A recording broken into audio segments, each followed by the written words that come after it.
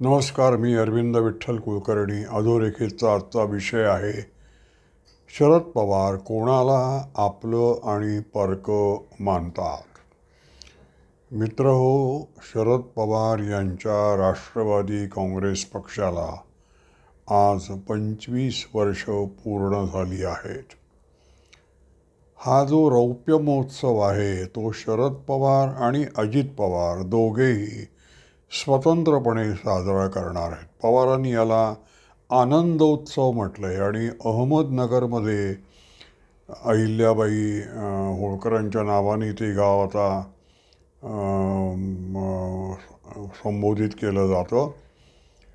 तर तिथे मोठा मेळावा शरद पवार आज भरवत आहे. जवळजवळ 30,000 पक्षाचे पदाधिकारी तिथे उपस्थित राहणार आहेत असं सांगितलं जात आहे.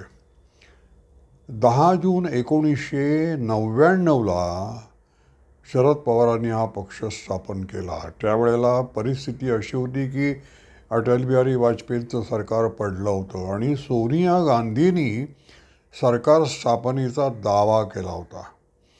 तर त्याला त्यावेळेला विरोधी वातावरण होतं. शरद पवारसुद्धा त्यात सामील झाले. ते काँग्रेसमध्ये होते. त्यांनी पत्र लिहिलं आणि हा विषय तुम्ही आधी कार्यकारिणीत घ्यायला हवा होता. तुम्हाला असं नाही सरकार स्थापनेचा दावा करता येणार. आणि मग तारिक अनवर, पी.ए. संगमा हे सुद्धा त्यांना सामील झाले. या तिघांना काँग्रेसनं पक्षातून काढून टाकलं, हाकललं. कारण त्यांनी सोनिया गांधीच्या विरुद्ध भूमिका घेतल्यामुळे. सोनिया गांधी या परकी आहेत अशी भूमिका शरद पवारांनी त्यावेळेला घेतली होती.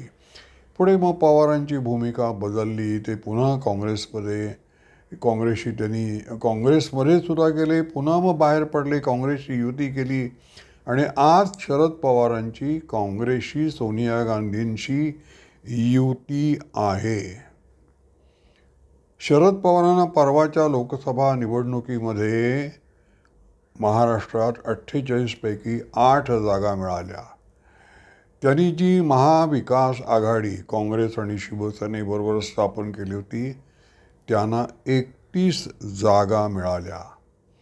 मुंबईमध्ये आता विधानसभेच्या निवडणुका झाल्या तर आत्ताच्या लोकसभेच्या निवडणुकीतील मतदानाच्या आकडेवारीवरून महाविकास आघाडी ही 159 जागांवर पुढे आहे. आणि महायुती म्हणजे एकनाथ शिंदे, देवेंद्र फडणवीस, अजित पवार यांची जी युती आहे ती केवळ 127 जागांवर पुढे आहे. शरद पवारांनी राष्ट्रवादी काँग्रेस पक्ष स्थापन केल्यानंतर एवढ्या जागा 8 लोकसभेच्या त्यांना कधीही मिळाल्या नव्हत्या. हा त्यांचा सर्वोच्च असा जागांचा विक्रम आहे. आता या जागा त्यांना कशा मिळाल्या त्याच्यावरून शरद पवार आपलं कोणाला मानतात, परकं कोणाला मानतात असा प्रश्न त्यांना विचारता येऊ शकतो. शब्बीर अन्सारी नावाचे all India Muslim OBC organisation या संघटनेचे अध्यक्ष आहेत. त्यांनी असं सांगितलं आहे की महाराष्ट्रातल्या मुसलमानांनी असा निर्णय घेतला की यावेळेला ओवैसी, वंचित बहुजन कोणालाही मत द्यायचं नाही. भाजपचा पराभव हे आपलं एकमेव लक्ष. त्यामुळे आम्ही काँग्रेस, राष्ट्रवादी काँग्रेस आणि शिवसेना उद्धव बाळासाहेब ठाकरे यांना मतं दिली आणि त्यांना आम्ही निवडून आणलं. तेव्हा या ज्या 8 जागा मिळाल्या त्या मुसलमानांच्या मतांवर शरद पवारांना मिळालेल्या आहेत. आता प्रश्न असा निर्माण होतो की तुम्ही सोनिया गांधींना एकेकाळी परकं मानत होतात. आता मुसलमानांना तुम्ही काय मानता? म्हणजे त्यांचा जो अजेंडा आहे त्याच्यावरून मुसलमान हे आपलेच आहेत पण ते आपले नाहीत असं त्यांचं म्हणणं आहे. त्यांचा अजेंडा वेगळा असतो. त्यांचा राम मंदिराला पाठिंबा नसतो. त्यांना कॉमन सिव्हिल कोड नको आहे. त्यांना मुसलमान म्हणून त्यांचं जे स्वतंत्र, जसं 370 काश्मीरमध्ये होतं तसं मुसलमानांचं एक स्वतंत्र असं त्यांना अनुच्छेद आहे अलिखित. त्याच्यात कोणीही ढवळाढवळ करू शकत नाही. त्यांच्या शर्यतमध्ये, त्यांच्या भावविश्वात ते भारतीय व्हायला, हिंदूंशी जुळवून घ्यायला, हिंदू मुस्लिम ऐक्य त्यांना ते नकोच आहे त्या अर्थानं. मग शरद पवार जे भारतीय व्हायला तयार नाहीत, ज्यांचा अजूनही फाळणीच्या वेळची मनोवृत्ती ज्यांची आहे, त्या मुसलमानांना आपलं मानतात का परकं मानतात? सोनिया गांधींना तुम्ही परकं मानलं होतं. सोनिया गांधींनी राजीव गांधींशी लग्न केलं होतं आणि त्या ज्या इटलीतून आल्या होत्या त्या इटलीने भारत सरकारच्या विरुद्ध काही कारस्थानं केलेली नाहीत. फाळणीला इटली जबाबदार नाही, तरी त्या परकी होत्या. मग मुसलमान जर फाळणीला कारणीभूत आहेत तर ते, आणि आत्ता शरद पवारांची भूमिका काय आहे? ते मोदी आणि शहा यांना गुजराती मानतात. मोदी आता 10 वर्ष भारताचे पंतप्रधान, यशस्वी पंतप्रधान म्हणून सगळ्या जगानं त्यांची वाखाणणी केली, तरी त्यांना अखिल भारतीय असं अस्मिता आहे असं शरद पवार आणि त्यांच्या महाविकास आघाडीतले लोक मानत नाही. ते त्यांना गुजराती म्हणतात आणि गुजरात महाराष्ट्रावर आक्रमण करत आहे असंच मानतात. ते देवेंद्र फडणवीसांना उच्चवर्णीय ब्राह्मण मानतात आणि त्यांना विरोध करतात.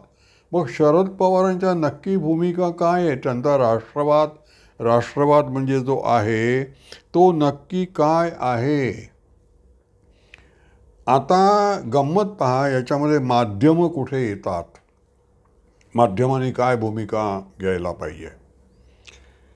सावरकर ज्या वेळेला रत्नागिरीच्या स्थानबद्धतेतून सुटले त्यावेळेला तात्यासाहेब केळकरांनी अग्रलेख लिहिला होता केसरीमध्ये की नेता येत आहे आता परीक्षा अनुयायांची. त्या परीक्षेत अनुयायी जसे उत्तीर्ण व्हायला पाहिजे होते तसे झाले नाहीत.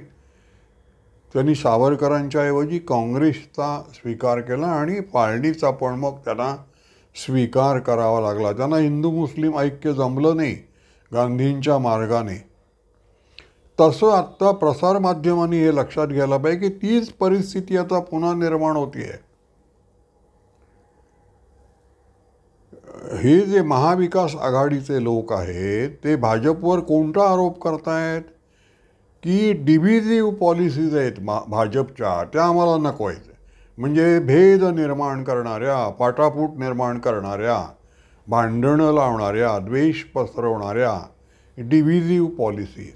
आता डिव्हिजिव्ह पॉलिसी म्हणजे काय, यावर प्रसारमाध्यमांनी भर द्यायला पाहिजे, समजावून सांगायला पाहिजे. जसं त्यावेळेला एकटे तात्यासाहेब केळकर 18 वर्ष केसरीचे संपादक म्हणून सावरकरवादाचा प्रचार करत होते आणि गांधीवादाचा तुम्ही अवलंब केला तर फाळणी तुम्हाला स्वीकारावी लागेल हे सांगत होते. पण महाराष्ट्रातल्या वैचारिक जगतानं तात्यासाहेब केळकरांना पाठिंबा दिला नाही. तीच परिस्थिती आत्ता निर्माण होते की डिव्हिजिव्ह पॉलिसी भाजपची कशी आहे का? मुसलमान तर कोणत्याही परिस्थितीत हिंदूंशी जुळवून घ्यायला तयार नाहीत. ते भारतीय व्हायला तयार नाही. त्यांना कॉमन सिव्हिल कोड नको, त्यांना राम मंदिर नको. तर हिंदू मुस्लिम ऐक्य कसं 3 प्रकारानं होऊ शकतं. हिंदू मुस्लिम ऐक्य हे मुसलमान म्हणतील त्याप्रमाणे जग चाललं पाहिजे असं म्हणायचं, हिंदूंनी गप्प राहायचं. हा हिंदू मुस्लिम ऐक्याचा एक मार्ग आहे. दुसरा मार्ग काय आहे, या देशाचं भावविश्व काय आहे ते लक्षात घ्या आणि त्याप्रमाणे त्या भावविश्वात समाविष्ट होण्यासाठी, मी राम आता या संपूर्ण देशाचा आदर्श पुरुष आहे, मग ते मुसलमानांनी मानायला काय हरकत आहे? कारण मुसलमान हे पूर्वीचे हिंदूच आहेत, त्यामुळे राम हा आपला समान पूर्वज आहे हे भाजप म्हणतोय. भाजप आणखीन त्यांना काही सांगत नाही आहे. भाजपची सगळी धोरणं ही मुसलमानांनी राष्ट्रवादात सामील व्हावी. भारताचा जो काही राष्ट्रवाद आहे त्यात सामील व्हावं. मुसलमानांना काश्मीर स्वतंत्र हवं आहे हे भारतात राष्ट्रवाद सामील होण्याचं लक्षण नाही, त्यांना फुटीरतेचं लक्षण आहे. तर शरद पवारांचं राष्ट्रवादी काँग्रेस, त्यांनी सोनिया गांधी परकीय आहेत असं मानलं आणि पक्ष स्थापन केला. शेवटी ते शहा आणि मोदी गुजराती आहेत, या आलेले आहेत. तर शरद पवारांचा राष्ट्रवाद नक्की काय आहे? आणि प्रसारमाध्यमांनी हे सांगायला आता पाहिजे की भाजप जे म्हणतोय ते मुसलमानांनी राष्ट्रवादात म्हणजे राष्ट्रात सामील व्हावं हा आग्रह आहे.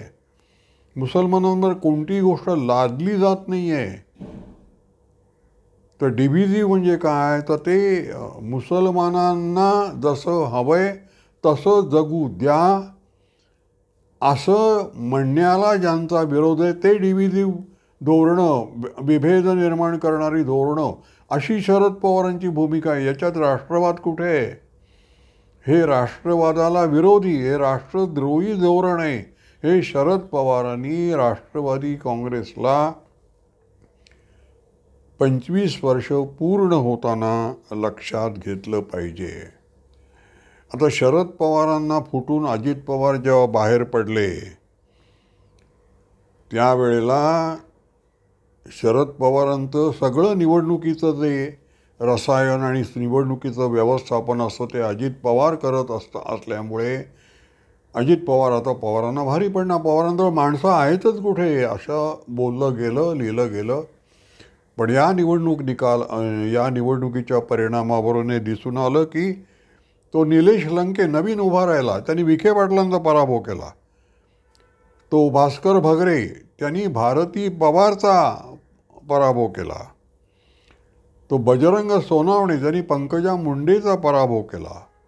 सगळ्यात गंमत म्हणजे सुप्रिया सुळे आणि अमोल कोल्हे यांच्या मतदारसंघात विधानसभेच्या सर्व जागांवर शरद पवारांचा पक्ष पुढे आहे, अजित पवारांचा पक्ष पुढे नाही आहे. पण हे सगळं मुसलमानांच्या मतांमुळं झालं आहे का, याचा शरद पवारांनी एकदा विचार करायला पाहिजे. मोदी जे त्यांना म्हणत होते भटकता आत्मा, त्याचा अनेकांना राग आला. ते या कारणासाठी म्हणत होते हे आपण लक्षात घेऊया की तुमचा राष्ट्रवाद अजून निश्चित नाही, तो भटकतोय. तुम्हाला मोदी परके वाटतात, पण या मुसलमानांनी तुम्हाला केवळ भाजप नको, भाजपचा अशुद्ध बावनकशी राष्ट्रवाद नको, फुटीरता इथे झाली पाहिजे, भारतात अनेक पाकिस्तानं निर्माण झाली पाहिजेत असं मानणारे काँग्रेस, राष्ट्रवादी आणि त्यात उद्धव ठाकरे आता सामील झालेत, यांना मुसलमानांनी मतं दिले. तर या मुसलमानांच्या पाठिंब्याचा तुम्ही त्याचं किती भांडवल करणार आहात? तुमचा राष्ट्रवाद नक्की काय आहे? भाजपशी मतभेद एरवी वेगळे असू शकतात, पण तुमचा भारताच्या राष्ट्रीयत्वाशी, राष्ट्रवादाशी मतभेद कसा काय असू शकतो? तर शरद पवार, तुम्ही या गोष्टीचा निश्चितपणे विचार करा. रौप्य महोत्सव होतोय तर आपला राष्ट्रवाद नक्की काय आहे? मुसलमान म्हणतील त्याप्रमाणे वागायचं, याला राष्ट्रवाद म्हणत नाहीत. ही दुसऱ्या फाळणीची बीजं तुम्ही पेरताय, हे लक्षात घ्या. आणि भाजपचं, राष्ट्रवादाचं नक्की धोरण काय आहे? राष्ट्रीय धोरणामध्ये पक्षीय मतभेद आणू नका, राष्ट्रवाद निश्चित करा, अशीच सर्वसामान्य जनतेची मागणी आहे. हे आपण कृपा करून लक्षात घ्या. माझा हा व्हिडिओ आपल्याला आवडला असेल तर लाईक करा, शेअर करा, सबस्क्राईब करा. धन्यवाद.